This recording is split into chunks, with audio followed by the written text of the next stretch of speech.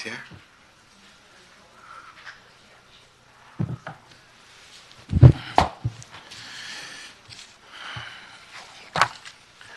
Okay, good afternoon. This is the joint meeting of the Housing Committee and Personnel and Animal Welfare Committee, Wednesday, December 11th, 2019. Actually, we're going to call the regular first. Call the regular meeting. Okay, still the same thing. I still need my address here. Paul's not here yet. Correct. Okay. So this is the committee meeting of the Housing Committee, December 11th, room 1010. We're not in 1010. Would you allow me to make an announcement? Sure. Okay. A las personas que necesitan equipo de traducción lo pueden ir a traer la mesa de atrás, por favor. Thank you. Sure. What room and number are we in? 1060. 1016? 60. 1060.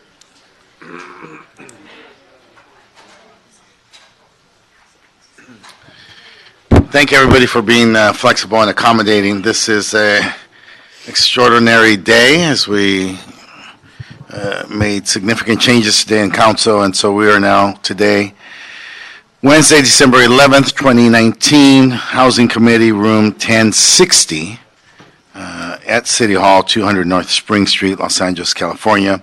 I'm joined by my colleague, Mr. Krikorian. I am Gil Cedillo, chair of the committee. We're going to commence with the meeting. I thank all of you for coming and appreciate you for being here this afternoon. We will have a short agenda and then move into a special committee agenda. I don't think there's anything here that not all of us agree on or that won't pass, and so why don't we just begin with before we get to item one, we'll do the public comment first. So may I have Mr. Herman? Mr. Herman once, Mr. Herman twice, Mr. Herman three times, not available. There goes public comment for Mr. Herman. Mr. Hunt? Red Chief Hunt? Red Chief Hunt, not available. Number one. Number two, Mr. Hunt, not three. Jane? Do I see you in here? Jane Demian? Please join us. Yvonne Michelle Autry. I thought I saw Yvonne. Please come on up.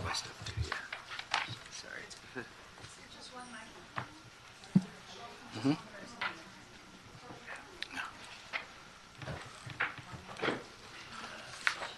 Michelle Autry, you're going to speak? Please come up. This is the public comment, general public comment. You have 1 minute. Yes. Hello. My name is Jane Demian. I'm the homelessness liaison for the Eagle Neighborhood Council, and I'm here as an individual today. I'm here to follow up on the Anti-Tenant Harassment Ordinance, which was a motion was submitted 2 years ago. We're waiting for results of that motion. There have been some studies done about funding for both RSO and non-RSO tenants. So I'm here to follow up on that motion. We're hoping that you'll be able to give some answers today. Also wanted to remind you that tenants harassment is the very first trauma that happens to tenants, and they are then forced to be evicted, forced to move out because of harassment. And very often they're forced to accept cash for keys with repeated harassment. So I'm here to follow up on that motion and to find out where it is in the in your work. Thank you. Ms. Autry. Yes, they won't hear you in the back.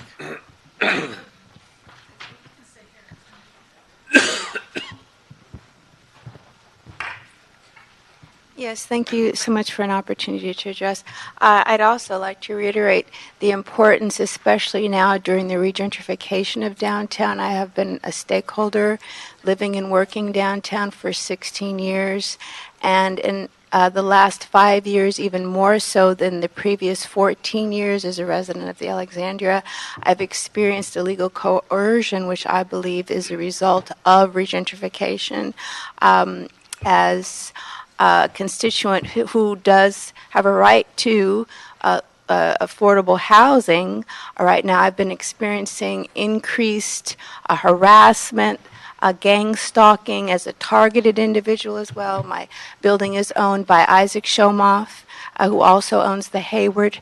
And the reason that I believe that this is as a result of regentrification is because my complaints are unnoticed and I'm incriminated as a witness and as, again, a resident who is affordable housed. So again, I'd like to speak on behalf of protection for those of us that are enjoying these covenants, ensuring accessible and affordable housing for those of us that need it and have been stakeholders for many years, or even those of us that are here. We have a right to housing, affordable housing, even during regentrification.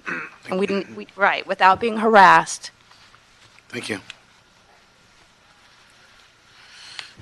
Okay, let's hear.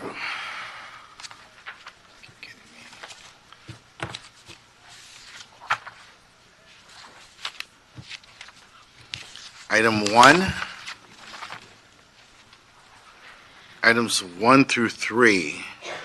And item 1 is a motion relative to analyzing statewide eviction protection laws that can be adopted in the city of Los Angeles. Item 2 is also a motion relative to drafting an interim control ordinance requiring a 12-month minimum lease for rent stabilization ordinance buildings. And item number 4 is, I'm sorry, that was item number 2. And I'm sorry, item number 2 is a motion instructing the Housing Department to report regarding the improvement of affordable housing referral system. Great. I have Abel Gonzalez, Erica Osorio, Marta Sanchez, and Ida Rivera. A? Nope. Abel, Abel.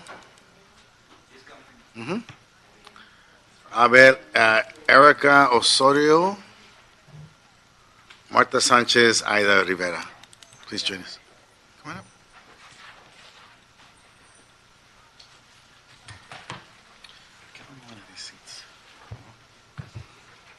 Señor. Buenas tardes. Mi nombre es Abel González. Yo soy un inquilino de Los Ángeles. Yo estoy aquí para pedirles a ustedes, ¿verdad?, que apoyen, ¿verdad?, este proyecto, ya que la diferencia en mi caso, lo que hizo un abogado fue que permitió que yo siguiera viviendo en mi techo gracias a que ella pudo negociar con mi dueño, ¿verdad? Entonces es muy importante que tengamos ese derecho porque va a permitir que muchas familias pasen sus navidades en casas con sus familias. Buenas tardes, mi nombre es Aida Rivera. Soy una inquilina de... Un momento. Necesita traducir. Un momentito. There's no other. That's what we have right there. Work with what we got. Pull up that chair. Siéntese porque me lo va a volver a... There's a chair for you. To your right. Oh, this one? Sure. Okay, yeah, sure. Okay. Su nombre. Mi nombre es Abel González. Good afternoon, my name is Abel Gonzalez. Yo soy un inquilino de Los Ángeles. I'm a tenant, I live here in Los Angeles. Estoy aquí para pedirles, ¿verdad?, que apoyen esta propuesta, The reason why I'm here is to ask you to support this proposal. ya que contar con un abogado, en mi caso, hizo la diferencia entre estar en un techo con mi familia o quedarme fuera. In my case, having a lawyer was a big difference. It was either staying at home or living on the street. Pudimos negociar con el dueño, ¿verdad?, We were able to para- negotiate with the para un property owner incremento justo. so that he would raise the rent, but fairly. Si no hubiera sido por el abogado, yo estuviera probablemente fuera de un techo. If I wouldn't have legal assistance, I would probably not be there at home with my family. Un abogado puede ser la diferencia entre quedarse fuera de tu hogar o tener a tu familia dentro de un techo. Having an attorney, legal assistance means to have a home or not to have a home. Gracias. Thank you. Buenas tardes, mi nombre es Aida Rivera. Good afternoon, my name is Aida Rivera. Yo soy inquilino de Sur Los Ángeles. I live in South LA. Tengo 18 años de vivir en el edificio. I have been in the same building for 18 years. Luego en diciembre el nuevo owner me aumentó mi renta, maybe, They sold the building and the new owner raised my rent 100%. 100%. Y luego en noviembre me aumentó otro 100%. And in November, another 100% high increase. And, estaba pensando, nosotros estuvimos hablando con él, pero nunca nos quiso ayudar hasta We que, would try to communicate with him, but he wouldn't. hasta que encontramos este grupo de ACE que nos ha ayudado y la abogada, si no fuera por ellos. No We were sé- lucky that we came in contact with ACE, and they have an attorney, and she helped us. And ahora estoy aquí para pedirles a ustedes que nos ayuden a que tener un abogado que nos represente, porque nosotros no tenemos cómo pagarlo. Y I am here to ask you to help us because we need a legal assistance, and we don't have the means to pay for it. si no fuera por el abogado el grupo de ACE que nos han ayudado, estaríamos a saber dónde, porque no podemos llegar a un acuerdo con el dueño y no podemos pagar todo el incremento de renta que nos ha hecho el dueño. It wouldn't have been for ACE's attorney. I don't know what the situation would be now, because the property owner would not negotiate with us. Y gracias a ustedes, al grupo de ACE y a todos. Thank you, and I would like to thank ACE as well. Thank you.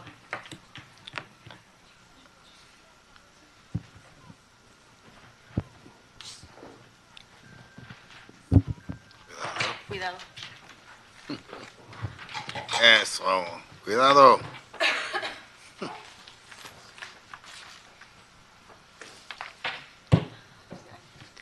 Hola, buenas tardes.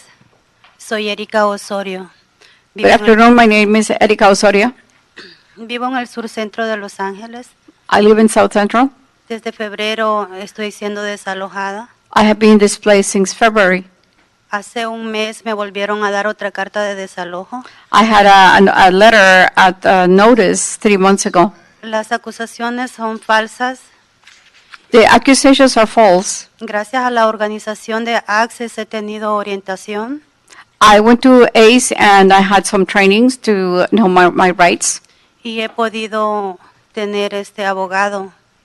Es bien importante And now I have legal counsel, which I think is very important. que ustedes nos permitan tener un derecho de abogado, We should have a right to legal counsel porque somos personas de bajos recursos y es difícil pagar uno. We are low-income individuals, and for us it's very hard to hire one. Han sido meses bien estresantes. I have been very stressed out for months. Soy una persona con diabetes y mi diabetes también se me ha subido. I have diabetes, and this has also affected my illness. Hoy en este momento estoy en ese proceso de corte. And I am in the process now to go into court. Es importante que ustedes nos ayuden a obtener ese derecho. It is important that you help us so that we can have that right to legal assistance, legal counsel. Thank you. Gracias por su presencia.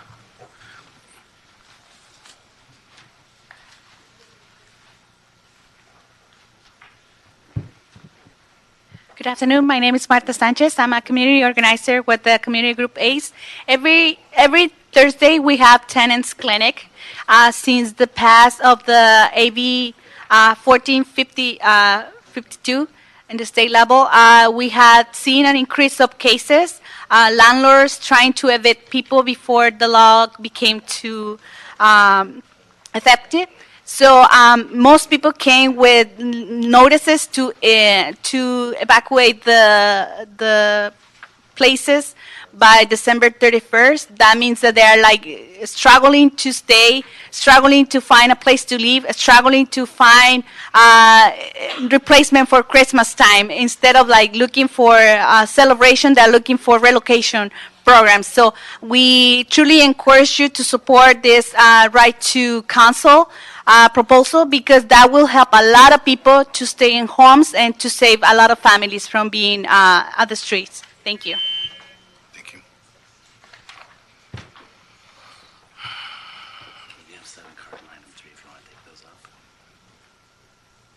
I have 1 and 2 motions to adopt items 1 and 2.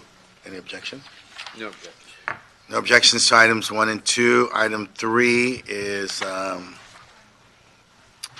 let's hear from Armando Flores, Luis Sanchez, Mark Holland, Carlos Aguilar, Elliot Jolson, please be prepared, and Melinda Seeger and Alex Shakarian. Okay. Mr. Flores? Good afternoon.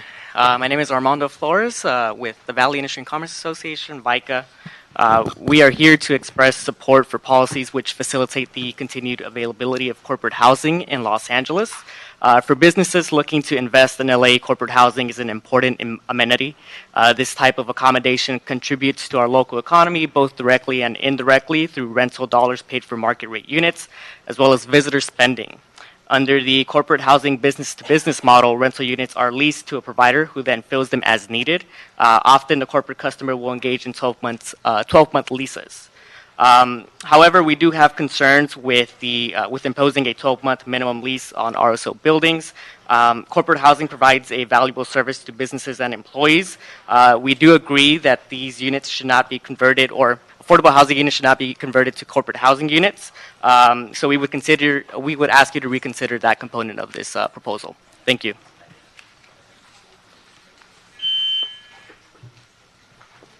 Luis? Good afternoon. Sorry. Good afternoon. My name is Luis Sanchez. I'm the operations manager for Coy Interiors. We're a corporate housing provider based here in Los Angeles since 2012. My company, the company I work for, serves large segments of the industries that operate here in Los Angeles, such as the traveling nurse industry, construction workers, families that have been affected by flood damage, fire damage. We serve all segments, all aspects of different industries. That being said, we're here to support agenda item number 3. As an industry, we want to support smart legislation that helps to protect RSO units. Moving forward, we want to be part of the communication that's happening here at City Hall with regards to how corporate housing and other tools can be asset to help protect housing here in Los Angeles. Thank you for your time. Used to be, but apparently so. Thank you, sir. You are Melinda, I am. please. Hi, Melinda Seeger. I'm with Synergy Global Housing. I've been working with corporate housing industry for the last 20 years in Los Angeles with Oakwood Corporate Housing and Synergy Global Housing. We're here to support smart policy that limits evictions in pre-1978 buildings. We work only with, we do not operate in the older stock buildings, and we don't displace existing residents to convert units to corporate housing. What we are working with customers now, large corporate clients like Cedars-Sinai, Disney, Netflix. We also support for natural disasters, things of that nature, where people need urgent housing support for longer term, month, 2 month, 3 months. That's typically what we do. Looking ahead, we do look forward to continuing to be a part of the conversation in City Hall as the legislation is considered, as corporate housing is a vital piece of the industry and part of our economic ecosystem. Thank you. Thank you. Sir? Good afternoon. My name is Mark Holland. I'm with Sweet America. Also been in the corporate housing business for about 17 years, previously with Oakwood, as Melinda was. About 57 years ago, corporate housing was started right here in Los Angeles, and over the years has grown to be an international industry. Our clients are some of the larger corporations working around the world, and certainly in Los Angeles, such as Nike, Facebook, Apple, Google, Providence Health, Kaiser Permanente, as well as Disney and NBC Universal. We provide a service for all of those folks who stay for 30 days and longer. typically in Los Angeles about 77 days. We are not a vacation rental company, and I urge you to continue to support corporate housing in Los Angeles. Thank you. Carlos, you want to join us? Carlos, we have a question. What numbers are we talking about here? Such as? How many units are we talking about in terms of an overlap between RSO units and corporate housing units? I don't know. I think that would be, housing department would be better equipped to answer that question. All right. Yeah.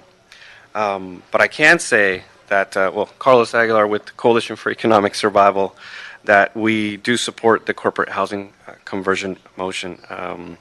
The corporate housing attempts, to us, is just another greedy scheme to bypass rent control, shutting the door on tenants that are in need just to maximize their profits. Unchecked, this practice is going to reduce our rent-controlled housing supply, turning them over to business travelers and others willing to pay top dollar for temporary housing, and thus exacerbating our existing affordable housing crisis. We've lost over 26,000 RSO units since 2001 due to the Ellis Act, which at this rate would be about 5 units per day. And additionally, units are being lost to cash for keys displacements and Airbnb conversions, still going unchecked even with this new law. LA is hemorrhaging affordable units, and we can't afford to lose more. Corporations have other options. Tenants do not. This is a crucial proposal, and we warrants your support. Thank you. Thank you. Elliot Jolson. Council members, my name's Elliot Jolson with Bedford Corporate Housing. We're a local boutique corporate housing provider. We also represent or members of the Corporate Housing Providers Association, and as an organization, we have agreed, and we do not operate in RSO properties. We only go for market properties only, and the majority of our members do that, and we have agreed that that's the best policy for City Council. So we do represent many people that are in these situations where they need temporary housing for 30, 60, 90 days, like on a flexible lease, for many different reasons. Medical, job relocation, job projects, often with escrows, people buying and selling homes, they need somewhere temporarily until they find where they need to move to. So there's a demand for this kind of this niche market, which we ask you for your consideration in the future. Do you utilize rent-stabilized units? These are the older units in the city. No. What's the year, Carlos? 1970, October 1978. Yeah, so do you guys use units before 1979? No. Only more newer buildings. Contemporary. Okay. All right, thank you. Thank you. You are Alex? Alexander Shakarian with Craft Stay Corporate Housing. Among other clients, we serve needs of hospitals for their staff and patients, as well as victims of natural disasters who are displaced from their homes. The insurance organizations and hospitals usually who pay for them expect a very high standard of service, as well as culture within our organization. We do not utilize any rent stabilization units, and if we would, it wouldn't make sense for us, so we wouldn't be able to serve the high standards of them. We are also part of Corporate Housing Providers Organization Association, and we do support any reasonable law that would prevent evicting tenants from their rent stabilization units. Thank you. You want to hear from housing? You want to hear from housing, or you just move it?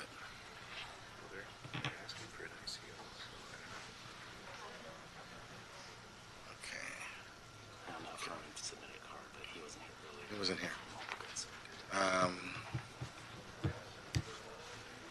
Sir? Have you, department, have they spoken on this? So they're going to collect the data. Okay, that's fine.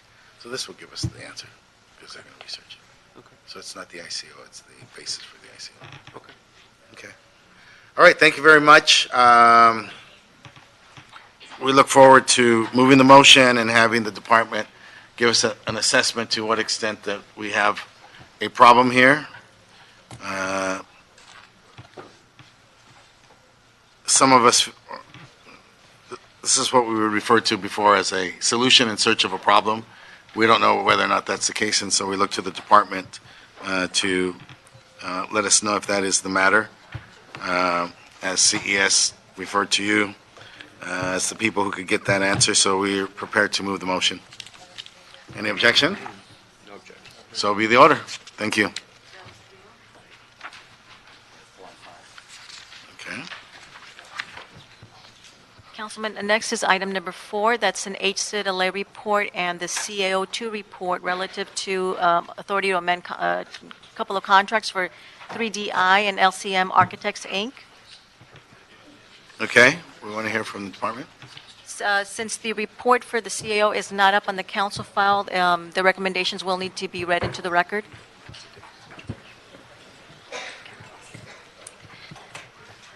Good afternoon, Emily Zen-Cervantes from the Office of the CAO.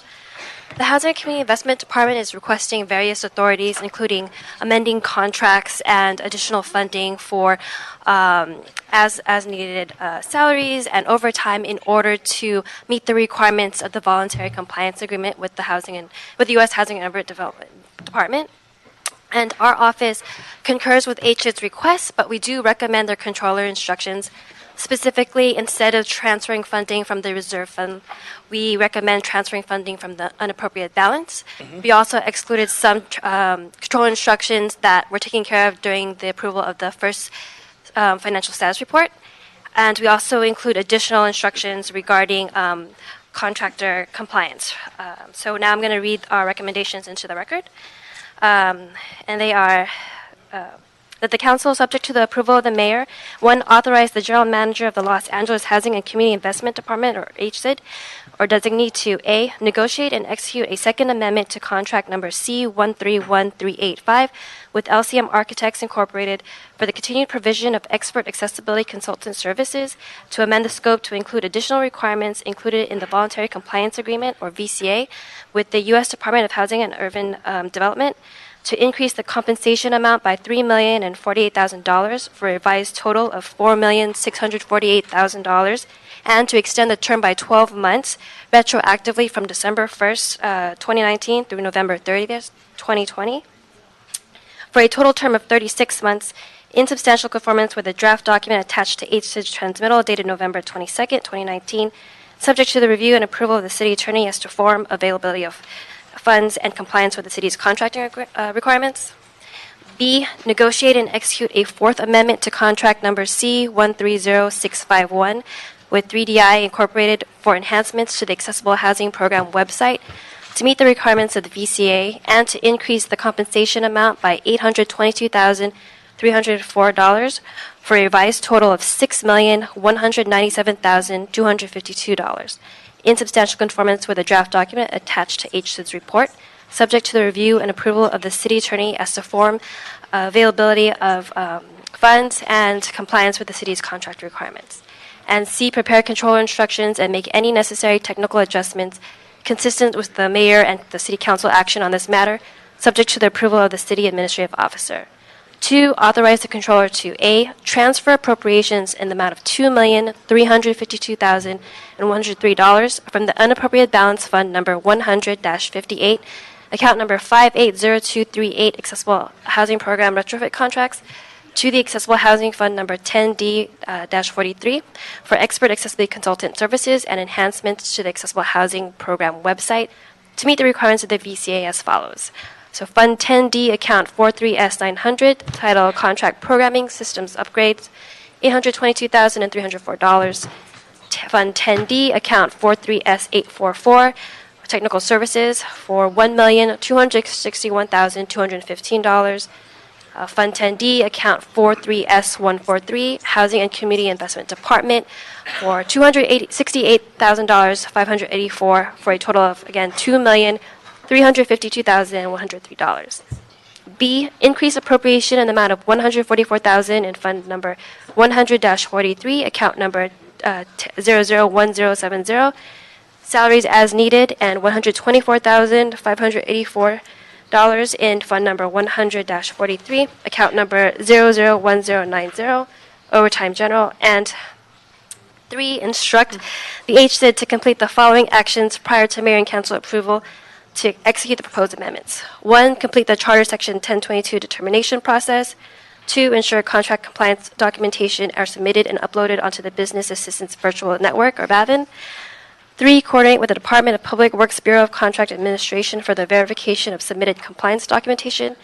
And 4, ensure that evidence of the contractor's insurance coverage, meeting the limits deemed appropriate by the Office of the City Administrative Officer's Risk Management Division, are submitted through Quick Comply.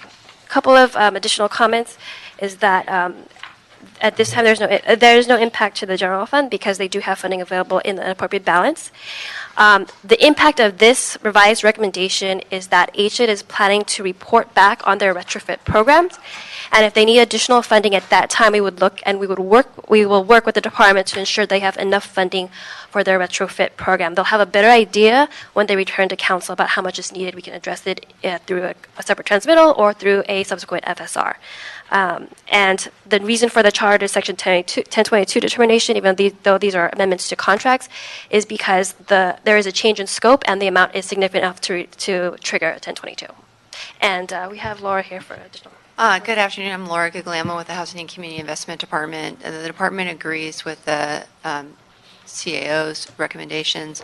We do want to alert the committee and the council to the fact that by utilizing the funds that were included in the budget, in the current year budget, in the reserve fund for the accessible housing program, there's $6 million put in the unappropriated balance for retrofit work required under both the settlement agreement with Independent Living Centers of Southern California, and it would also apply for the work required under the voluntary compliance agreement with HUD.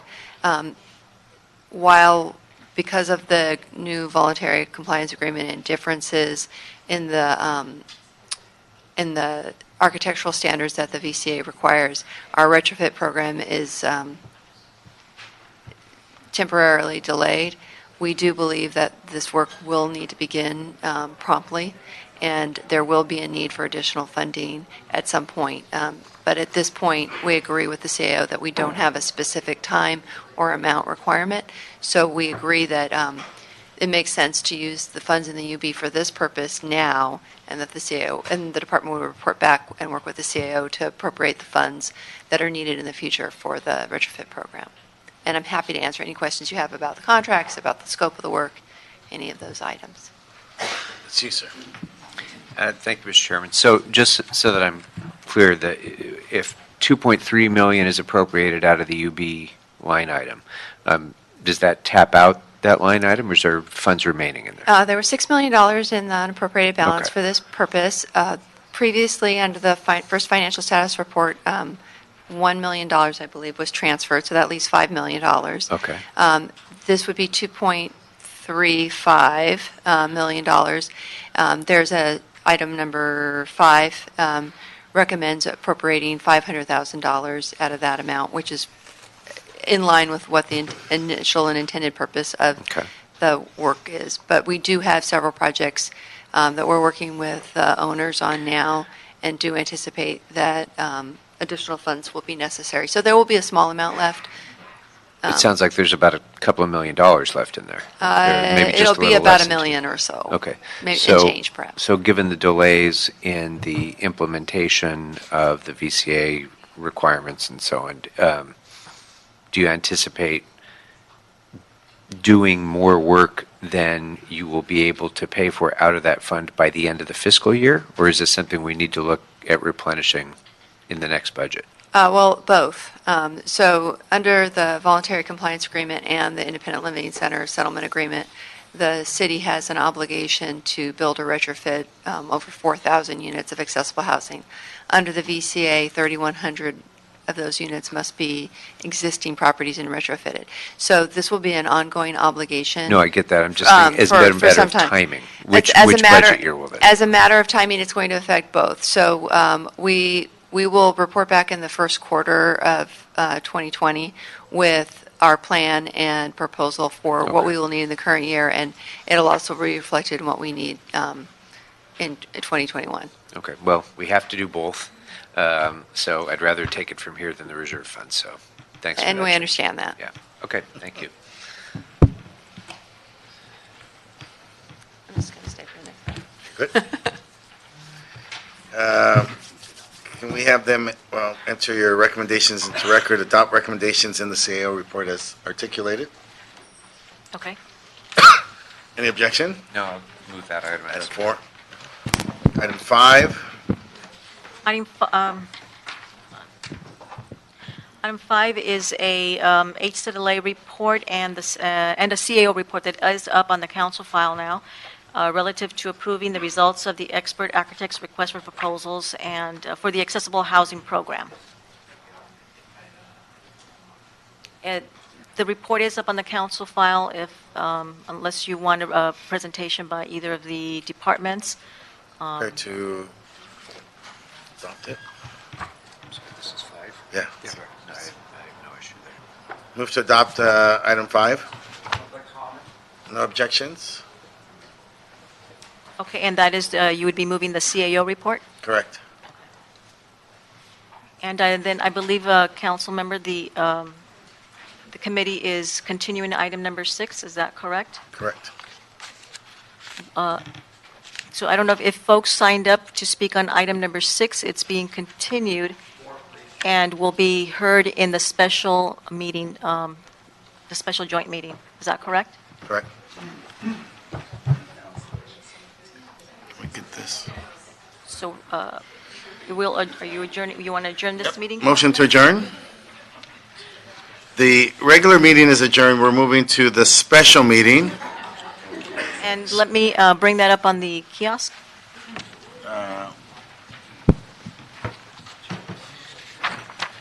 This thing went down. Okay. I need this.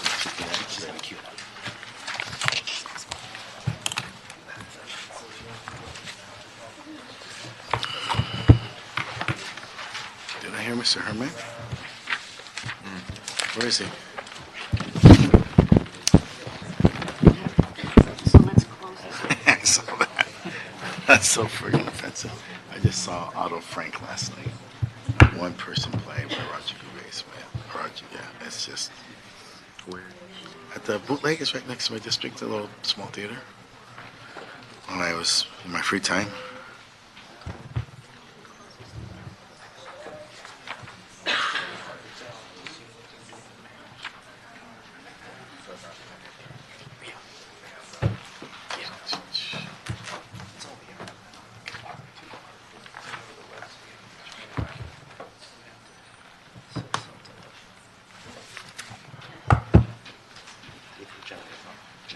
We are now moving into the special meeting. Only items on the agenda. We have comment on the items on the agenda. Yes. Mr. Herman, you want to put that down? Do you have another comment you want to make?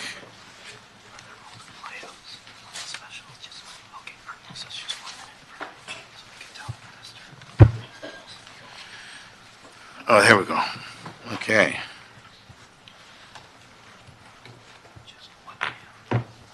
Mr. Herman, I see you in the room, but I don't see you on the list. I know you're welcome to come up, but I think you need to sign up. I need to see, I don't see Mr. Wayne from Encino also. Thank you, Mr. Wayne.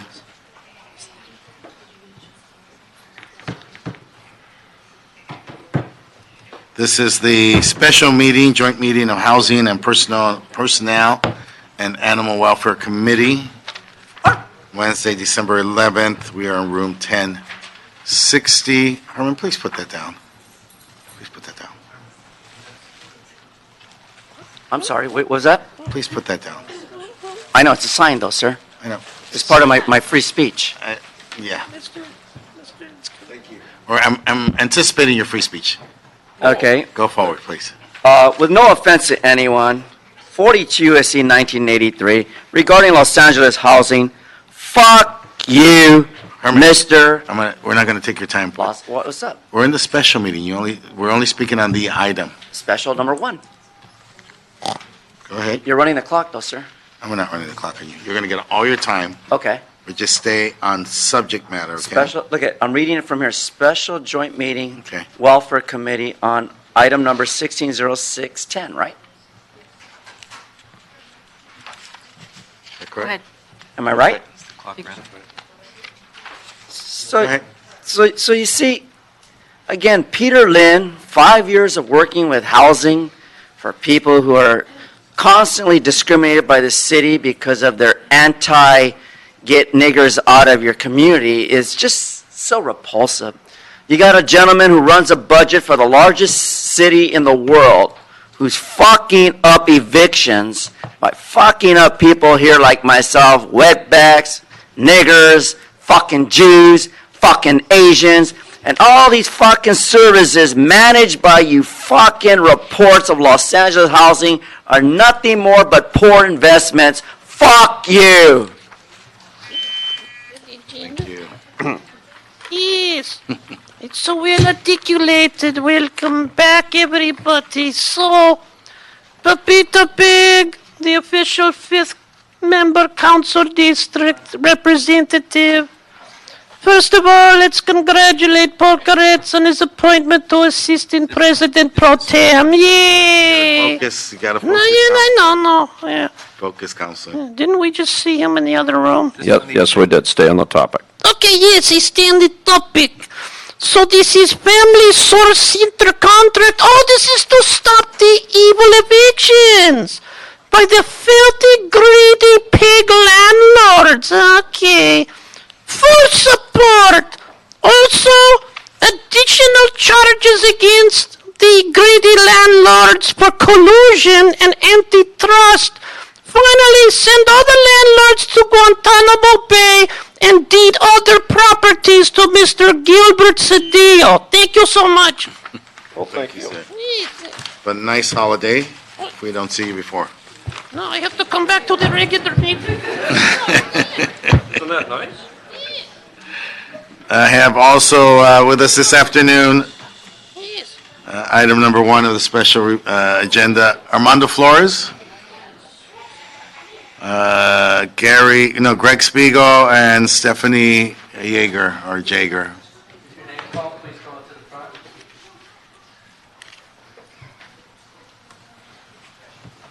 What is this?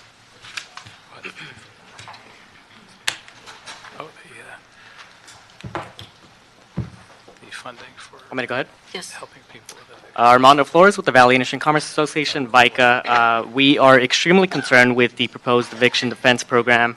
We're not here to oppose tenants, but this policy does create an unequal playing field for smaller rental property owners with already limited resources, as they will be forced to fight eviction cases without the same resources. If your plan is to provide assistance and legal representation for tenants, then we believe that the same should be made available for small rental property owners. However, we know that this is not likely to be adopted. To avoid from that happening, we would ask that you allocate funding for rental assistance with limited legal representation. We would urge you to fully consider the impacts of this program and to consider the unintended consequences that this would create for tenants, property owners, and taxpayers. Thank you. Thank you. I have Greg Spiegel, and I trust you're Stephanie. I am. I'm not Greg. Go ahead. Please go ahead. Shall I go ahead? Hello, I am Stephanie Jaeger. I am the director of Noho Home Alliance, which is a an agency and community organization that provides care for persons experiencing homelessness in the East San Fernando Valley. And we also do advocacy, and I'm here before you today to urge you to please support a codified right to counsel. From where I sit, it is the single most effective tool available to us in the coming years to limit the number of people coming into homelessness. I want to see fewer people on our doorstep. I want to be able to attend to those seniors in particular that are coming to us due to eviction. I'm here today for them. They didn't have a right to counsel. They're in their vehicles. They're in need. You have the opportunity to stop creating this influx of seniors. So I thank you very much for what you can do. Thank you. Last call, Greg Spiegel, Skip Kornig, and Sean Chandra.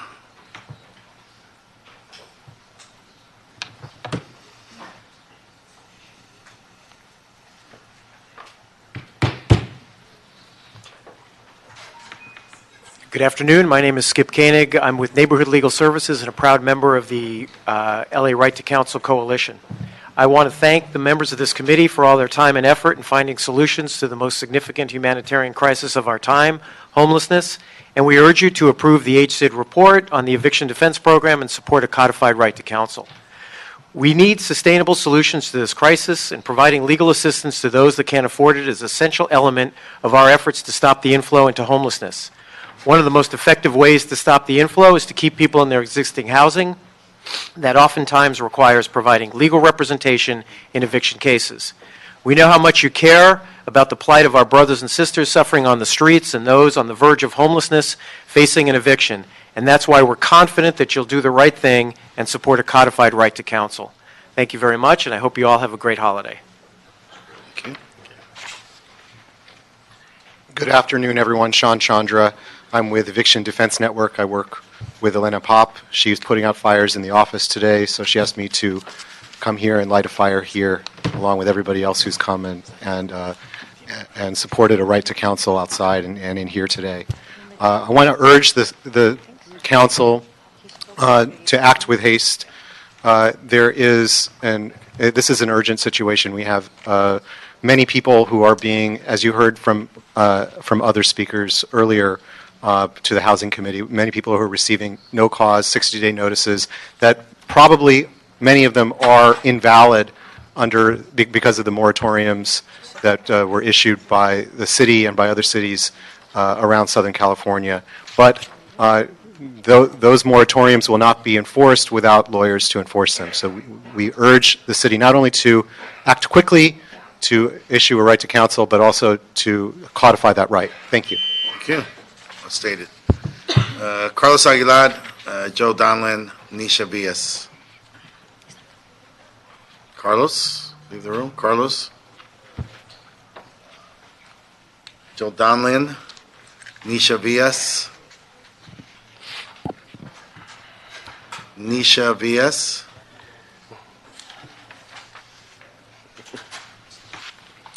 Carlos Aguilar, Coalition for Economic Survival. We support the immediate implementation of the Right to Counsel and Eviction Defense Program. The urgency to move quickly is backed by the daily reality tenants face. 30,000 evictions are filed in court per year. That's 82 evictions per day. That's 82 evictions today.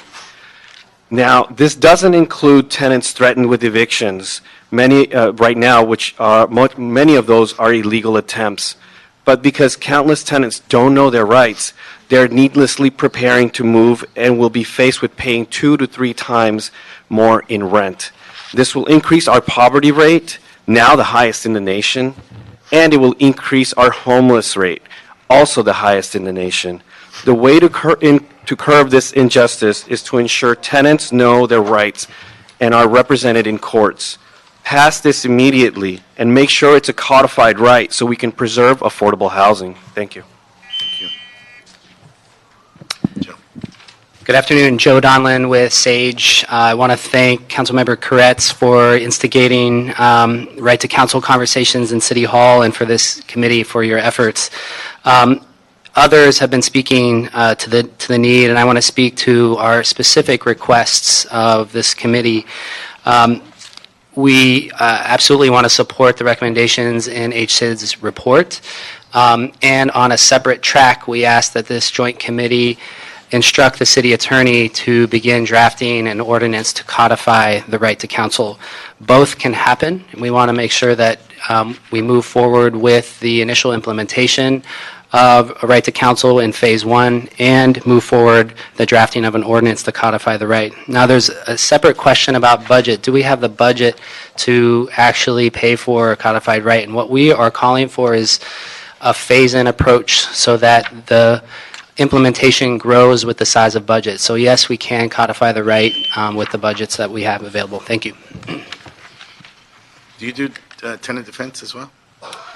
We're not attorneys, no. But we work with tenants to resolve issues. If you do the service side. We do tenant outreach and education. We host tenant rights clinics. Good afternoon, council members. My name is Nisha Vias. I am the directing attorney of the Homelessness Prevention Law Project at Public Counsel. We urge you to please adopt the proposal before you today for a renter's right to counsel. We also urge you to, on a separate track, consider or direct the the city attorney's office to draft an ordinance codifying this right, because this housing crisis is not going away. We're going to need these resources, and we're going to need to expand these resources throughout the city so that's available to all renters. I'm privileged to lead a group of amazing attorneys who do provide eviction defense services every day. There are too many tenants who we don't have the capacity to serve or who come to us too late. And this will ensure that everyone who deserves a fighting chance at keeping their homes is able to maintain their homes. So I appreciate it. Thank you very much. Carlos, so you guys, since we passed the motions and the moratorium, are you guys still seeing a lot of activity? We do see some activity, yes, or a significant number of activity. It has been helpful for the, it's been critical for the moratorium to be able to educate landlords on what their responsibilities are and what they're prohibited from doing. So I think it's just important for us, we rely in part on you, in part on the department to figure out that we're doing the right amount of funding at the right time. So if there's a crisis, if this is a moment, then we've got to make sure that we've front-ended the right amount. That's why I was asking about whether you're on the service side or not, and then what we need to make people informed and aware of what is going on at real time. yes, thank you. Okay. Thank you, guys. Guadalupe, Scarlett De Leon, Javier Beltran. Kathy Quack. Caitlin Quack.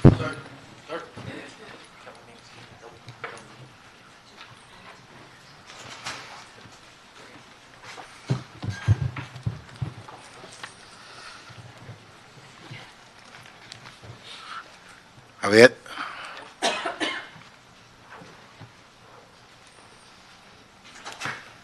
Hello to everybody. My name is Guadalupe. I'm here to ask for a right to counsel. I want it to be accessible for everybody, accessible for me, myself as well. I have been harassed to the point I've been homeless, had the opportunity to get my own apartment, working 3 jobs as a single mom, not seeing my kids. I am right now getting harassed through the landlord trying to evict me or threaten me and push me to get scared from him, intimidated, to the point that I just quit, move out, get evicted with my kids. Last Christmas, he gave me a letter to get evicted and asked me as scared to try to not lose my housing now that I have my kids and being homeless with them. I reached out to Sage and Calinos Unido and ACES for help and for their landlords, for their attorneys to help me out and how to proceed this process for myself to not get evicted and lose my housing for my kids. Thank you. Hi. Scarlett. Yeah. Hi, Scarlett De Leon with Alliance for Community Transit Los Angeles. We're a coalition of 37 organizations that focus on equitable development policies such as JJJ. As we figure out policies to address the housing crisis, we must recognize that we have an eviction crisis that play part into our homelessness crisis. We support Right to Counsel, an important and necessary step to address this eviction crisis. As an Angelino for too long, have I known the stories of family and friends who have lost their housing and left with no resources to fight unjust evictions. Codifying a right ensures tenants access to the constitutional rights of due process and equal protections under the law by guaranteeing a level playing field between landlord and tenant. Anything less is not acceptable. In the middle of this crisis, where Angelinos continue to lose their home with no affordable options to turn to. Thank you. Thank you. Good afternoon. My name is Javier Beltran. I'm managing attorney for Legal Aid Foundation of Los Angeles, and I'm here as a member of Right to Counsel Coalition. As part of the Right to Counsel Coalition, Legal Aid is in support of the adoption of Item 1 and moving forward with the Eviction Defense Program summarized by the HCID report. And we're also in support that the city continue to work with the county in having a unified program and not work in separate programs in order to avoid confusion among the tenants who are getting these services. We're also in support in moving forward with an eventual implementation of a codified right. Let's not forget that the codifying the right to counsel is instrumental to ensure that future generations of Angelinos have the protection and resources to maintain their affordable housing and prevent homelessness. The only way that we are going to protect our communities, our neighborhoods, our households, our tenants, is by having the resources available. We've always been working as legal providers in scarcity. Let's not have that anymore. In order to ensure neighborhoods maintain their diversity and prevent homelessness, let's have right to counsel as a codified right. Thank you. Caitlin Quackenbush, Danielle Liedner Peretz, Beverly Kenworthy.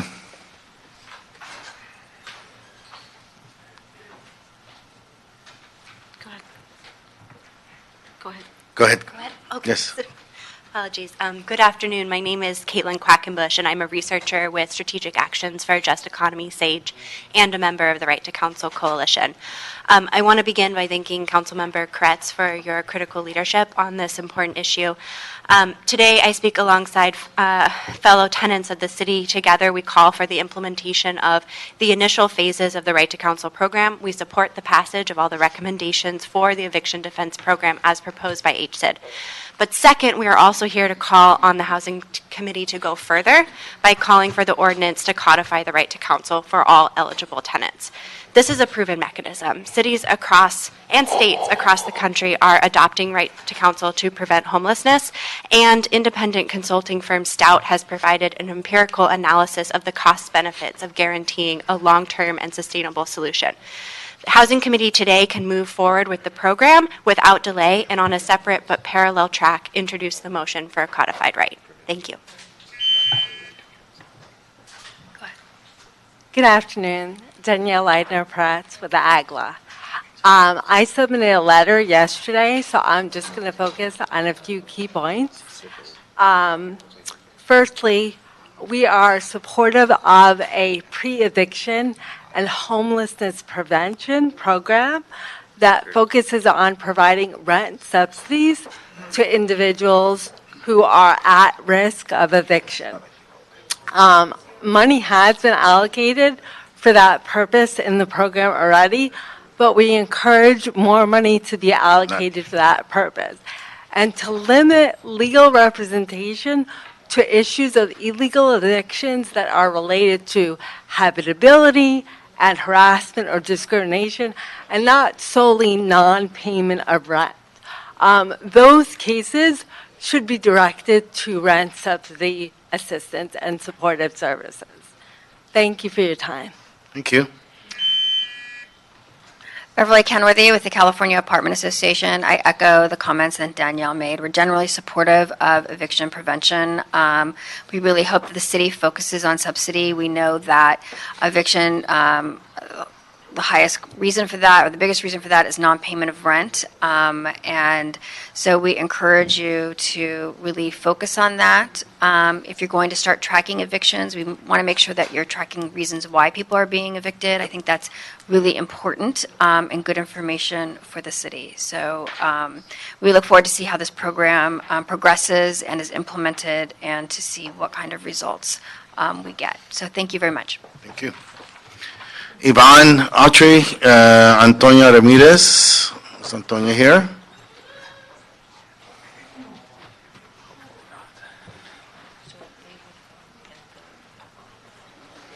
Mike Greenspan, are you here? Yeah, they get 1 minute. It's the last minute of the year. Yep, you're right. You are. Really, you are. Please stay on point. Please stay on content and subject matter. Chihuahua. And we're right here in front of you, so we can Thank hear you. you. Let us do the right thing. Before you waste millions of dollars on taxpayers and homeless taxpayers' money, and all citizens, on the eviction defense program, why don't you first and foremost house all the beloved United States military veterans and lawful American citizens that are freezing to death and watered outside? And then you can put and house all the house niggers, the white trash junkies, the faggots, bisexuals, trannies, and lesbo junkies. Put them in their proper place, like jail, prison, rehab. But you do not house them, and then you deport the criminal Chango Latino gangbangers and wetbacks, and stop the crimes against the homeless women and other individuals. Do not endanger future prospective co-tenants with these violent junkies, crackheads, and all these assholes. They will terrorize the communities that they are going to be housed in, and it is not right. What you're doing is a crime. It's a sin. So you do the right thing. You put these assholes in jail, because most of them belong in jail, prison, or rehab. But don't put them with decent, law-abiding citizens. It's like lumping all the homeless people with the fucking junkies, all the criminals. You know what we have to fight for every fucking day? We fight for our lives, our property. And where are we? Still homeless, sleeping on the fucking streets. Do your fucking job, man. You want to be voted in? Do your job, or the Republicans are going to kick ass and come in. God bless America, and God bless the military. And having said that, I've got my 7 minutes. Cedillo, do the right thing. 4 minutes. I've got 4 minutes. Cedillo, do the right thing. 4 minutes, you're done. Anyway, God bless America. God bless you. Happy Merry Christmas and a Happy New Year. You too. God bless America. God bless you. Love you. Okay. Ms. Autry? Right. I just I spoke earlier about how I have been harassed by my neighbors. I wanted But you have to be on subject matter here. This is about the eviction defense. Well, again, I believe that I'm being coerced into an altercation with neighbors that have been hired to provoke me, hopefully leading to an eviction in the gentrification process. Again, as a resident of the Alexandria, that is my belief, and I'd like to actually detail and describe that type of illegal coercion. I've suffered as a result of the violation of Violence Against Women's Act, as also the contractual lease, Section 8, Housing Authority, sexual harassment, gang stalking. My neighbor, who I believe was either hired by the owner or other cadres to attack women, especially attacks against women, so much misogyny. A man was urinating on my door, masturbating on my door, illegal entries. Again, and the owners and the managers incriminated me as I continued to expose this. I was attacked by my neighbor, and That's your time. And I was then incriminated. I just want to wish you a happy holidays. In an effort to regentrify, and we've got to be protected, not just those who are being evicted. Thank you, Ms. but Autry. those who are being provoked into altercations. You have a nice holiday. Mr. Greenspan? Yes. You could start my time. I'm Mike Greenspan, and I thank you for the opportunity to speak from this joint committee and, of course, in front of my two favorite UCLA Bruins. That's right. But it doesn't mean I'm going to back off 1 iota. After all, Mr. Krikorian is an attorney. About Florida, come on. He's an attorney, and he knows that in the world of law, you have to have competent attorneys. Now, we have elected a very competent city attorney, and I've been told there's about 1,000 people that work in the city attorney's office, and half are attorneys. So when we do this drafting, if I can read, authority for new positions and requesting the city attorney prepare and present a draft ordinance for citywide eviction filing requirements. We need a competent one, and one thing for certain, do not use that Streff and Fauble. He is just so fucking incompetent, and it's unbelievable. Please, get good attorneys. There's 499 attorneys better than him. Bok, bok, bok! Nice holiday, sir. Chancellor Al-Mansour? I'll take my earplugs out now so I can speak. Yes, thank you. I'm Chancellor Al-Mansour, the Executive Director of the Housing Rights Center, and I thank you for this opportunity to speak. And I also thank this committee and City Council for the steps it's made towards eviction defense and protection. I am in full support of item 1, and that's a codified, and that's a right to counsel. I would also urge this committee to do a full codified right. You asked the question whether or not the emergency moratorium to stop evictions has helped no-fault evictions, and it has tremendously, and all laws to help tenants protect them from harassment, retaliation, discrimination, and these type of no-fault evictions is very essential. But the main thing we hear from tenants is, one, we need to know about our rights, so obviously a program to provide them with education about their rights and let landlords know what they have to do as well. Also the possibility of providing a month or two of rental assistance is also essential to help some tenants. And then foremost is the eviction defense program, a robust right to counsel program, because without enforcement, unfortunately, these laws oftentimes don't do much because the bargaining power is so against tenants. They need to have legal representation in court. Thank you. Thank you. It's a pleasure of the committee. I thank everybody who's come. This is a very, particularly in my district where we have 10% home ownership, 90% renters, it's interesting to hear you articulate a point of view that the association should agree with. We need education, we need rent assistance, and then we need representation when people are engaged in the process. And so I'm happy to move that, but I'm happy to hear from my colleagues as well. And thank you, and I'm happy to represent to the PA committee. I don't know exactly how it works with the joint committee, but What happens is we're going to move this, and then you're going to say yes, and everybody's going to be happy. And that's the way it works on the last day, and the last minute. And I think mine as just the chair will be a recommendation of the chair. I started looking at this issue a couple of years ago when we got the results of our homelessness study at the time, and found that we had around a 20% reduction in chronic homelessness that year, and around a 20% reduction in veteran homelessness, but we had only a 4% overall reduction in homelessness. So clearly we were generating new homeless. The following year we actually had an increase, I believe, of 16%. So what we're doing with HHH and Bridge to Housing, everything's gone a little slower than we expected, but ultimately will be significant. And at the end, we will probably take a big bite out of the problem we had in 2013. But not the problem we have now. It'll probably only be worse if we don't address it aggressively. And so I wanted this program, which we called Right to Counsel, to do three things. One, to provide legal representation for those that were facing unjust evictions. And so it wasn't designed to help people that are intentionally not paying their rent. I actually had a neighbor many, many years ago who rented a unit next to mine and drove a brand new Rolls Royce and moved from building to building not paying rent. That's not the type of person we're looking to protect. But on the other hand, the folks that have justified concerns because they're being given absolute unjust eviction notices, but if they can't respond in court and don't have the legal representation, they're not going to be able to maintain their home. So it's designed, one, to stop those kinds of evictions, two, and also working with the landlord associations, how else can we help prevent people from being out and homeless? Another one is to have a program like this deal with mediation. And so where there are cases where the landlord isn't trying to be greedy and aren't trying to force the people out, but they may be a month or two behind on their rent, how can they work it out? And I think that would be helpful as well. Great. And the third one is what was suggested, to possibly provide some rent subsidies as well.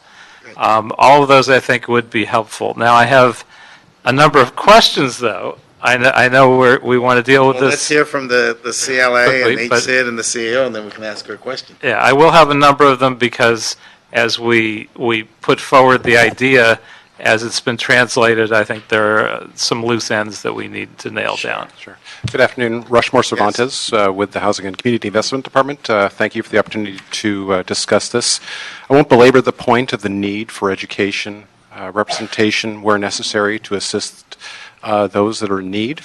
It's obviously spurred the need for this, and what we have before you, I think, is a rather comprehensive analysis and approach. We searched across the country, looked at different models, including San Francisco, New York, as well as what's going on locally here in the County of Los Angeles, City of Los Angeles, including the Shriver Project, the legal representation that's currently offered, to ensure that we weren't going to come up with a set of recommendations that would duplicate. That's not what we're doing. We want to supplement. What we have before you is a phased-in approach that we think is comprehensive, that will be able to address the needs that have been identified on a targeted phased-in approach. Now, this is the first phase. We will come back with recommendations to change perhaps the program designs. But what we have before you is basically designed on best practices of what we have found in our search. And this will expand. We identified a number of zip codes that will complement what the County of Los Angeles is doing. We have an MOU that we'd like to enter, if possible, along with piggybacking onto their contracts so we can accelerate the contracts on a go-forward basis so we can get services on the street. I think the ultimate goal is to reduce the displacement pressures that constituents are experiencing, reduce the number of defaults, foster negotiated workouts between landlords and tenants, provide short-term rental assistance in certain circumstances. Again, certain circumstances. This isn't a free-for-all. Reduce the number of judgments against tenants, and most importantly, create long-term housing stability for our constituents. We're here to answer any questions you have as far as the actual program framework. And again, I want to just emphasize that this is going to be a program that's going to be evolving over time. We intend to report back on a periodic basis with, again, recommended changes to the program as necessary. And lastly, I really want to commend the HID staff. They did this in short order. They've been working really hard to be able to pull this information together to give you a comprehensive report that we think that you should be proud of on a go-forward basis. And with that, we'll be here to answer any questions you may have on the program design. My only questions are the same questions I asked of CES and the other advocates to make sure that from your professional experience that we're sufficiently giving you the resources for the front end. There appears to be a question of crisis and that we're basically approaching this with the appropriate sense of urgency and the appropriate dollars to match that urgency to upscale our program. What is before us is essentially going to be roughly about $3 million start with $6 million from HAP dollars in March. So essentially what we'd be looking at would be a $9 million 18-month program in a number of identified zip codes that would be, some of which, 3 of those zip codes would be partially supported by the County of Los Angeles as they are going on a parallel track to what we're doing to provide a similar service. However, their services will be more on the back end, legal representation. Ours is more on the front end because we feel it's more cost effective to be able to assist on the front end, to be able to avoid ever going to court, in instances negotiating with the property owner and the tenants and providing a supplement as necessary and monitoring that closely. And we have experience from just recently with the Emergency Rental Assistance Program after the passage of 1482, as well as our homeless prevention and rapid rehousing program that was in effect about 9 years ago under the ARA program, which was very successful. So there's a framework by which we determine who is eligible to receive those temporary rent subsidies on a go-forward basis. So that was successful. We would emulate something comparable to that as well. As it relates to the dollar amount that would be needed, Councilman, The one estimate was $40 million to cover the entire city of Los Angeles. I would say that, yes, we'd like to have $40 million, but with $9 million over an 18-month period of time, we can come back with lessons learned from a short period of time and then come back with recommendations to see where we may need to tweak and where we need to add resources or realign our resources. Celia wanted to speak first. Hi, this is Felipe Chavez with the CLA's office. Our office, as well as the CAO, reviewed the HSID transmittal, and generally we are we concur with the HSID's recommendations, except there were a few modifications that are reflected in both the CLA and the CAO report. The recommendations that are moving forward only reflect or only apply to the city's eviction defense pilot program. So this does not involve the county at this time. We do have a recommendation to basically authorize an HSID to we provide them with the flexibility to either issue the request for proposals for the requested services or to utilize the county's existing contract that would provide the same services in the area codes of 90003, 0006, and 0011. We also, HSID requested authorization to enter into an MOU with the county, but our recommendation is because at the time we released our report, that MOU we didn't have any information with regards to the MOU, so we're only recommending at this time to authorize HSID to negotiate the MOU and then come back for council approval. We're also recommending approval for the city to request the city attorney to prepare and present the citywide eviction filing ordinance, and for the CLA and the CAO to identify funds to continue or to expand the eviction defense pilot program and report to council. We also reviewed the CAO report recommendations, and we concur with them. We recommend that you adopt both the CLA and the CAO recommendations. And this suffices for reading them into the record? Yes. Yep. Okay. Are you good with this? Yes. I'm sorry, I have to read the CAO recommendations. So, Emily Cervantes, Office of the CAO, and our office concurs again with the CLA's recommendations. In addition, our recommendations revise HSID's recommendations in that we add compliance with the city's contract requirements, and we try to provide HSID with additional resources when they need it. One more time, slower. I'm sorry. So, our recommendations revise HSID's recommendations to include additional language that has them comply with the city's contracting requirements, and we also recommend providing HSID resources when they need it. In their transmittal, they asked for 5 additional staff to implement the program, their proposed phase 1, and they assumed that the staff would start on January 1st. After reviewing the position descriptions that they provided to us subsequent to the release of the report, looking at their existing vacancies, as well as the timing and sequencing of implementing this program, we believe that they should be only given one new additional position, and they should use 2 existing vacant positions to begin implementing the program, and that they should be provided only 3 months funding for their staff. In addition, we also request that the report back to the council on various issues, such as the results of the procurement process for creating and developing the eviction filing system. They discussed staffing resources for the rent division, but they actually never requested or presented the full cost of those, so we asked that report back on the additional staff for that part of implementation, and we also request that they request a separate request proposal and for a comprehensive evaluation of the pilot program. Because one of our concerns was what is the cost per unit of services, which they don't have that information for us at this time. So we recommend that a full evaluation 18 months after the approval of this program be presented so we understand how much does it cost to do the pre-eviction services versus full legal representation. And finally, we wanted more information on regarding an advisory committee to oversee the pilot program. Mr. Krikorian? Or Mr. Aristotle? Thank you, Mr. Chairman. I want to start this by reminding us that right now we're halfway through the budget year, and we have a $150 million budget deficit that we have to solve for by the end of this year, in the next 6 months.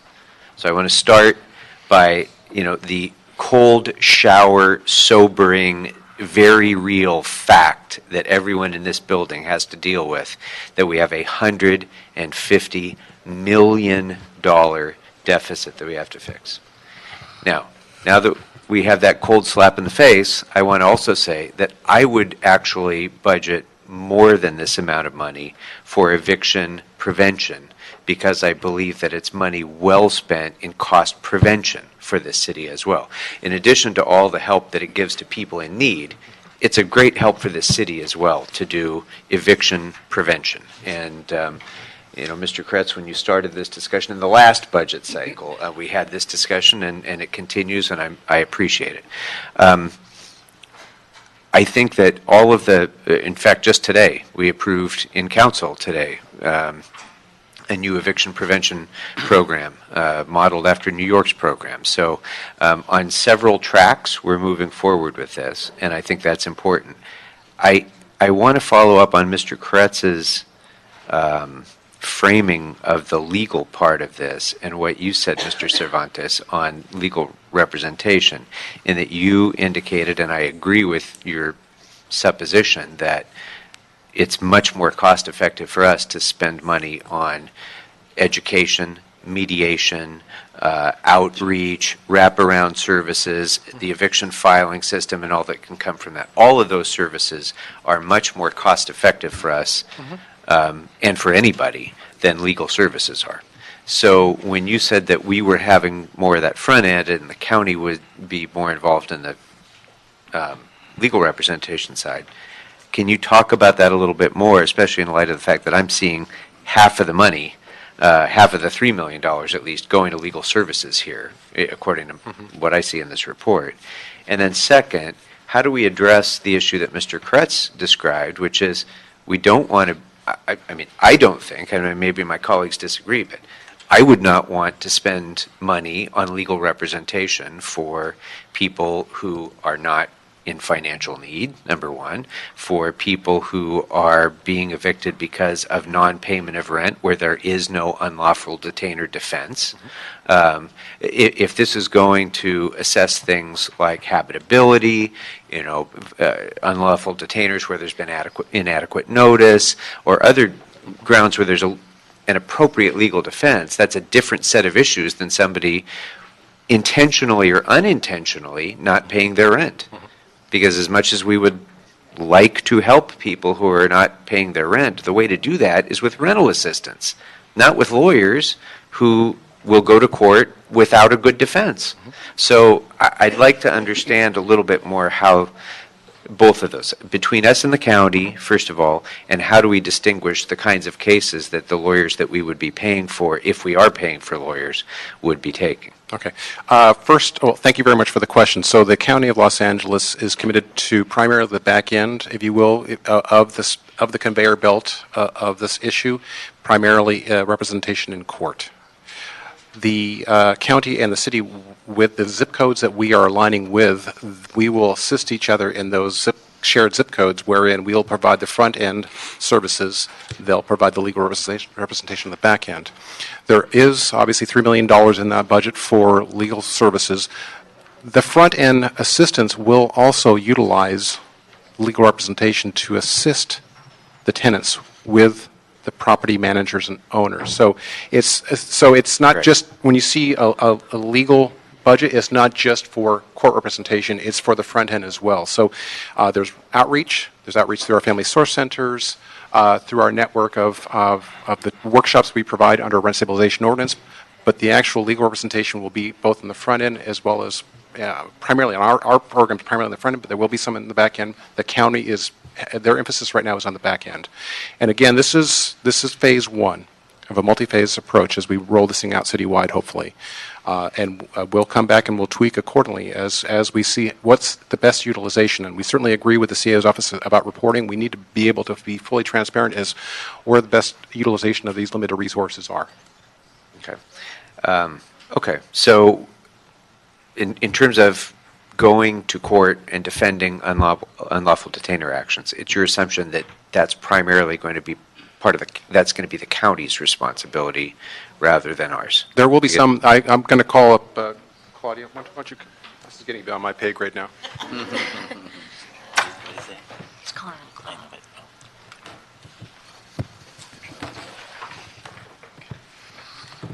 Good afternoon, Claudia Monterrosa, HZLA. So the services that will be provided in the 3 selected zip codes will be comprehensive in nature. So it will include preventive services as well as legal representation at the 3-day notice or at the instance of having a threat of an eviction, all the way through to an unlawful detainer process. So there will be both community service providers and legal service providers as part of the services that we will be soliciting through the RFP process. Okay, well, Only in the 3 zip codes, and in the county, it will be on the unincorporated areas. The county will do some limited pre-eviction, but it's mostly going to be outreach and education, and then they will work through the courts to provide the unlawful detainer services. And in the eventual zip codes that are shared with the county in the Valley and in the South LA area, we will bring in the pre-eviction services along with some of that legal representation, but those terms still need to be determined and outlined between the 2 jurisdictions.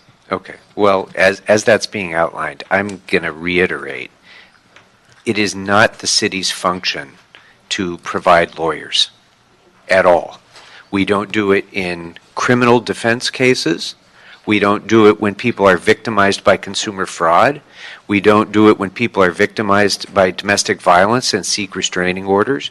We don't do it when people are subjected to predatory lawsuits. We don't do it in any other situation because it's not the city's role. It's the state's role and it's the county's role. It is not our role. And the fact that, we want to help does not change the appropriate jurisdiction of the city of Los Angeles or any other city. So I'm going to reiterate this again. And as we work with the MOU with the county, I want to stress how important that is again to me, because this is an expansion of what we are responsible for that is unjustifiable. It's not that we don't want to help, but this is taking on a function that has never been the city's function. So I want to be very, very cautious about extending onto this slippery slope for new city responsibilities that the city has never had in any other area. So that's problem number 1 that I have. I'm going to support this pilot program, but with that, I want to stress that the county is much better situated. They provide defense counsel in legal cases, for example. They do. We do not. Even when the city is prosecuting, we do not provide defense counsel. The county does. So this is not our job. We're not good at it. We don't know how to do it. This is not something that we do. So that needs to be a responsibility that falls on the county. That's my first issue. My second issue is, to the extent that whether it's us or the county doing it, if we're paying part of the money for those services, I want to ensure that we're getting a return on this, that the services being provided are reported back to us, and that there's accountability to demonstrate that, because there have been other situations where money has been set aside for contracted outside counsel and law firms and public interest lawyers to serve us, where we don't necessarily ever hear back any results from those legal service providers. Or when we do, it's too sparse to be able to determine whether the investment made any sense or not. So with those comments, I'm prepared to support this as a pilot program, but I don't want anybody here to be under any misapprehension that this is the beginning of a robust legal program that the city should enter into, because I will never accept that can be our role. It isn't. We can advocate for state law changes, but just because the state is not acting does not mean the city should come in and backfill every good thing that the state is failing to do. Mr. You're out of order. Mr. Aristosen, please. Thank you so much, Mr. Chair. Appreciating the comments of all the members. especially Mr. Krikorian's comments about the role of the city. I agree wholeheartedly about the role of the city. On the other hand, thinking about this from the point of view of the resident of our city, you go through a process where we get involved at all by providing pre-eviction support. You fall out with the landlord, then I hand you off to another person. From the point of view of the tenant, that can be an unruly situation. And so I think as a part of holding the line on the city's responsibilities versus the state and county, we got to continue to push that. Not just the legal services are the responsibility of the county, but the pre-eviction services are the responsibility of the county as well. I would much rather a situation where we were allocating some resources to the county or the state to start with people and see them all the way through the process, wherever that ends, whether it ends in court or a resolution with the owner of the building. And so I think there's somewhere in here where we've got to continue to advocate for that and continue to push for that. There was a time when the federal government robustly funded legal aid services. And if you had any kind of problem, whether it was with your landlord, domestic violence, an unruly neighbor, you could walk down the street to legal aid and you could get a lawyer. The Republican Party successfully took that away, and we're dealing with the consequences of that. And so I would just add that to the discussion and on to what my colleagues putting forward. I was a little bit troubled, besides having trouble keeping up, with the recommendations of the CAO. So I'm just going to be very frank with you, because we're at the end of the day on the last day. It seemed like everything you said was going to slow this down. So like adding contracting requirements, changing the staffing. I mean, we're not going to have a staff on January 1 no matter how they're counted. I mean, even to put out that we're going to have a staff on January 1 is not consistent with anything I've ever seen in the city. And so I'm just wondering how important the things that you raised are to do today. An evaluation system we can put in place. We can think out and actually have time to review what kind of evaluation makes sense, what kind of evaluations other people use. We could do that a month from now and still have a good evaluation. So it just felt like a lot at the last minute, and then not having seen it in writing as well is tricky. Yes, I apologize that you weren't able to see it in writing in advance. There was a lot of information that we were requesting and going back and forth to develop our recommendations. So with the staff, yes, we agree that they're not going to have staff on January 1st, which is why we revised their budget to reflect funding for staff when they do actually come on board. That way, the funding, the savings could be used for other things. As Councilmember Krikorian said, we're projecting a budget deficit, so we're trying to save the city funding when we can and make sure that the department gets the resources when they need it. A lot of these report backs would not slow them down. They're actually required or necessary, and the purpose for the compliance with city contracting requirements is to protect the city from liability. So the report backs, for example, they need to hire someone to create the eviction filing system, because that's part of their program. They wouldn't be able to collect this information if they didn't have the system. So it was something that they had requested and put in their report, and we are just bringing forth the steps that are necessary to help them get where they need to be. Okay, it's a little clearer. Thank you. If I may, just all due respect, because I used to work in the CAO's office, and I understand their role. I understand the budgetary crisis. We were asked to provide a set of recommendations for a program, and we provided a comprehensive design, and we also provided what we think the necessary resources are to provide that service, including all the report backs. So, Councilman Cedillo, you asked, do we have enough resources? Are we good with it? No, we're not good with it, but we'll work within what we're allocated. But you asked us for our professional opinion, we gave you our professional opinion. I do want to add that by requiring them to use existing vacant position authorities, that'll actually save them some time. Because if you give them new resolution authorities, they still have to wait for the Civil Service Commission to allocate those positions. So in a way, we're working with them to compromise, to give them enough funding that they need, and also to get them to have staff sooner than they would expect. Thank you. Mr. Koretz, you want to opine on this? Yeah, a little bit. First of all, I agree with Mr. Harris-Dawson about the CAO's recommendations. It seems like a lot of bureaucratic steps that will actually interfere with implementation if we insist that they be done before we move forward. So I would certainly encourage the department and the CAO to work on all those steps as it moves forward after we've approved it.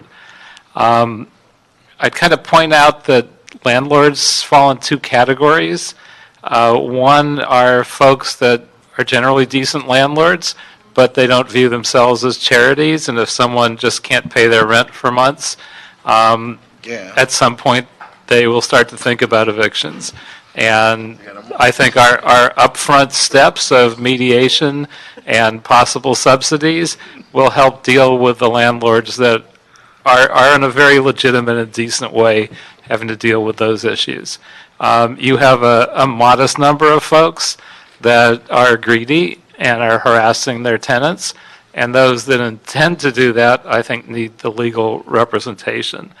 I wouldn't want to do this forever, but we are in a dire emergency, and I think in this emergency, we also need to look at providing some of the legal representation that we're talking about.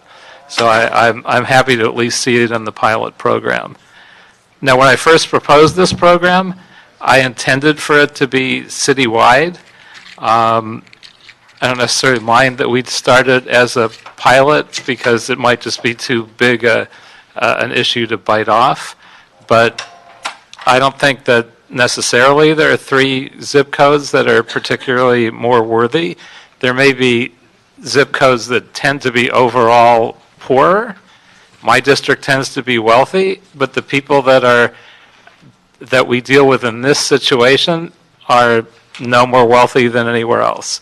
We have a lot of senior citizens in my district, as an example, on highly fixed incomes, and their rent goes up and they're out on the street. Someone harasses them out and they have to find another unit, they're out on the street. So it's bad for everyone, and I don't know if we are looking at expanding this program, but I would hope at some point that we do. That's the design. And how'd you pick the zip codes that you chose? So in order to have the greatest impact and better track the program outcomes, HCID proposed this phased-in approach and actually divided and developed 3 indicators to assess the areas with the greatest number of tenants at risk of eviction. As we have reported in the past, there is no eviction data available at the granular level or at any level, only at the court district level. So one of the indices focused on socioeconomic vulnerability, one focused on the displacement risk, and one on housing conditions. For the first phase of this program, we decided to rely only on the tenant vulnerability index, since that index uses the most reliable data source from the census and is the most universally applicable for all areas. The tenant vulnerability index also includes several socioeconomic variables, including poverty, income, rent burden, race, age, length of tenure, linguistic isolation, and disability. And the 3 zip codes with the highest vulnerability that are entirely located within the city of LA are 90011, 9006, and 9003.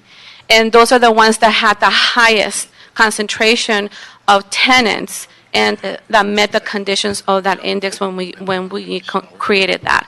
And the idea is that we will continue to work on the other indices that we developed, and that we would eventually open up the other indices. So there's several. We ranked almost, all the highly ranked indices, but at this point we only have funding available for these 3 indices, so that we can actually saturate those areas with the services in a comprehensive manner.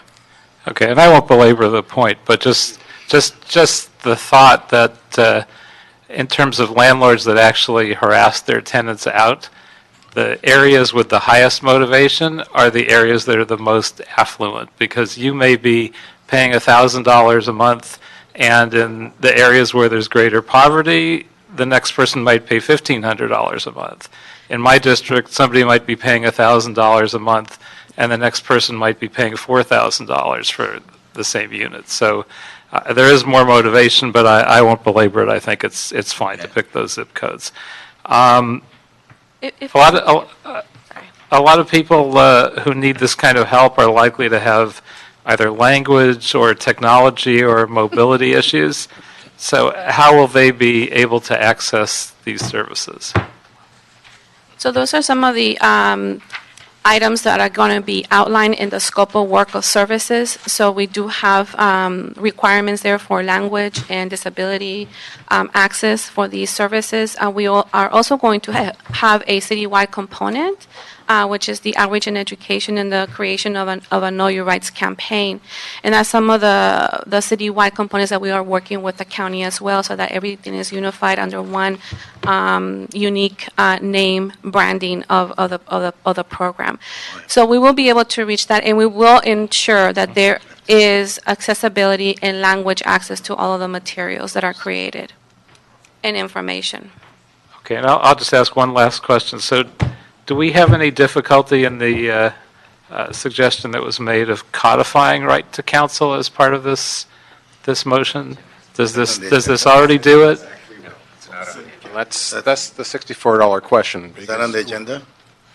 Or is that part of this motion? How do you view it? It is part of your motion, Councilman, and there is two schools of thought. We could do an ordinance now, but it's based on a pilot program at this point. An ordinance is a citywide program, and we're not there yet with a citywide program. I think that It would only allow us to do it, though. It wouldn't require us to do a citywide program. It would just it could be create that potentially opportunity. with some concerns. So our recommendation, as much as that we support an ordinance, we also support doing this correctly and from the lessons learned, roll this thing out, ensuring that we're allocating the resources properly, and then as we expand, when we go to a citywide or we appear to be on a track to go citywide, then come forward with a recommendation for an ordinance that would codify that and make it the law of the city thereafter. Thank you. Thank you. I want to move to adopt the CLA recommendations and the CAO recommendations as they are complementary. I thank you for the robust discussion. I thank everybody who came today. I will reserve my comments in that, share my views on this, although they should be evident to 40 years. Any objection? No objection. No objection? So be the order. Thank you very much. The committee. And on Personnel Committee, we will vote as direction from the chair. Thank you. Okay, just wanted to confirm that the PA committee, there's communication from the chair that is consistent with the action taken by the Housing Committee? Yes, correct. Thank you.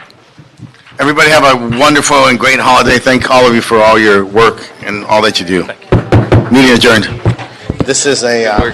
Thank you. Merry Christmas.